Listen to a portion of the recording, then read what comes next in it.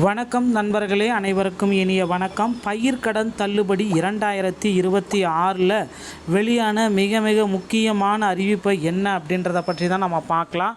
தமிழகத்தில் கூட்டுறவு வங்கிகளில் பயிர்க்கடன் பெற்றுள்ள விவசாயிகளுக்கு 75,000 ரூபாய் வரை முழுமையான கடன் தள்ளுபடி அப்படின்ற ஒரு அறிவிப்பு வெளியிட்டிருக்காங்க. எல்லோருமே இதை அறிஞ்சிருப்பீங்க. இந்த 75,000 வரைக்கும் இந்த தள்ளுபடி இது பார்த்திங்கன்னா சரியாக இல்லை அப்படின்ட்டு நிறைய விவசாயிகள் போராட்டத்தில் குதிச்சிட்டாங்க. ஸோ மீண்டும் பார்த்திங்கன்னா தள்ளுபடியை முதல்வர் விஜய் அவர்கள் மறுபரிசீலனை செய்ய இருக்காருங்க. இந்த மறுபரிசீலனை எப்போ நடக்கும் அப்படின்னு பார்த்தீங்கன்னா இந்த ஜூலை 1ஆம் தேதி முதல் மீண்டும் மறுபரிசீலனை நடக்க போகுதுங்க. ஸோ இது ஏற்கனவே வழங்கப்பட்ட வாக்குறுதியின்படி 5 ஏக்கர் வரை நிலம் வைத்திருப்பவர்களுக்கு முழுமையான தள்ளுபடி கிடைக்கவில்லை என்ற வருத்தம் நிலவும் சூழலில் இந்த திட்டம் தற்பொழுது சிறு மற்றும் குறு விவசாயிகளுக்கு மட்டுமே பலன் அளிக்கும் வகையில் அமைந்துள்ளது. ஸோ நிர்ணயிக்கப்பட்ட தொகையை அதிக கடன் வைத்துள்ளவர்களுக்கு 35,000 வரை தள்ளுபடி செய்யப்படுவதாக தகவல் குறிப்பிடுகிறது. இதனால் இந்த அறிவிப்பால் குளறுபடிகள் ஏற்பட்டுள்ளதாக கருதும் விவசாய சங்கங்கள் தேர்தல் வாக்குறுதிகளை முழுமையாக நிறைவேற்றி வலியுறுத்தி மீண்டும் போராட்டங்களில் ஈடுபட திட்டமிட உள்ளதாக தகவல் வந்திருக்கு. தேவைப்பட்டால் மேல்முறையீடு செய்யவும் அறிவுறுத்தப்பட்டுள்ளன. இதேபோல் பொதுமக்களின் எதிர்ப்புக்கு மத்தியில் விரைவில் 5 சவரன் வரையிலான நகைக்கடன் தள்ளுபடியும் விரைவில் வரும் அப்படின்று எதிர்பார்க்கலாம். கூட்டுறவு வங்கிகளில் சிறு மற்றும் குறு விவசாயிகள் 50,000 வரையிலான பயிர்க்கடன் தள்ளுபடி செய்யப்படும் என்ற மே 25ஆம் தேதி முதல்வர் விஜய் அவர்கள் அறிவிச்சிருந்தார். கூட்டுறவு வங்கிகளில் இது நடக்கும் அப்படின்றத குறிப்பிட்டு சொன்னார்.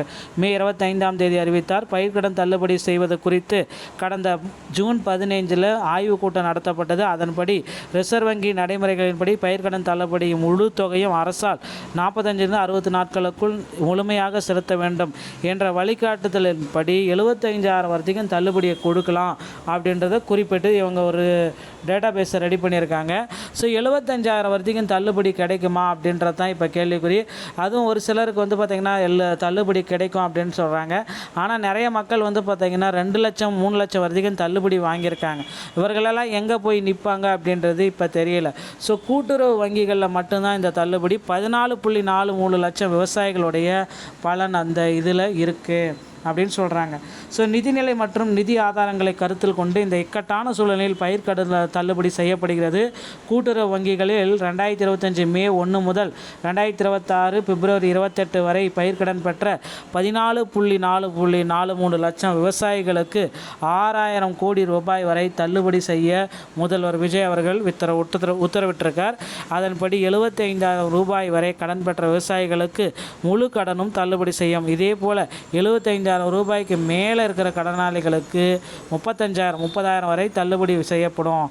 இதனால் பயிர்க்கடன் பெற்ற 6.22 லட்சம் விவசாயிகளுக்கு 3,058 கோடி ரூபாயும் 75,000 ரூபாய்க்கு மேலே கடன் பெற்றவர்களுக்கு 8.21 லட்சம் விவசாயிகளுக்கு 2,874 கோடி ரூபாயும் தள்ளுபடியாக கிடைக்கும் அப்படின்றத குறிப்பிட்டு சொல்கிறாங்க.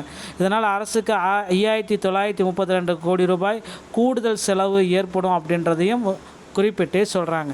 ஸோ பயிர்க்கடன் தள்ளுபடியை முறையாக மாற்றி அமைச்சு எங்களுக்கு கொடுங்க. நிச்சயமாக அந்த பயிர்க்கடன் தள்ளுபடி இது பத்தாது, வேறு ஒரு தள்ளுபடி எங்களுக்கு மாற்றி அமைச்சு கொடுங்க அப்படின்ட்டு விவசாய சங்கங்கள் எல்லாமே கேட்டுகிட்டே இருக்காங்க. நிச்சயமாக முதல்வர் விஜய் அவர்கள் இதுக்கு ஒரு நல்ல முடிவுகளை விரைவில் எடுப்பார் அப்படின்றத எதிர்பார்க்கலாம். ஸோ பயிர்க்கடன் தள்ளுபடியை பற்றின முக்கியமான தகவல்களை நீங்கள் உடனுக்குடன் பெறணும் அப்படின்னு நினச்சிங்கன்னா நீங்கள் நம்முடைய சேனலோடு இணைந்திருங்கள். நன்றி, வணக்கம்.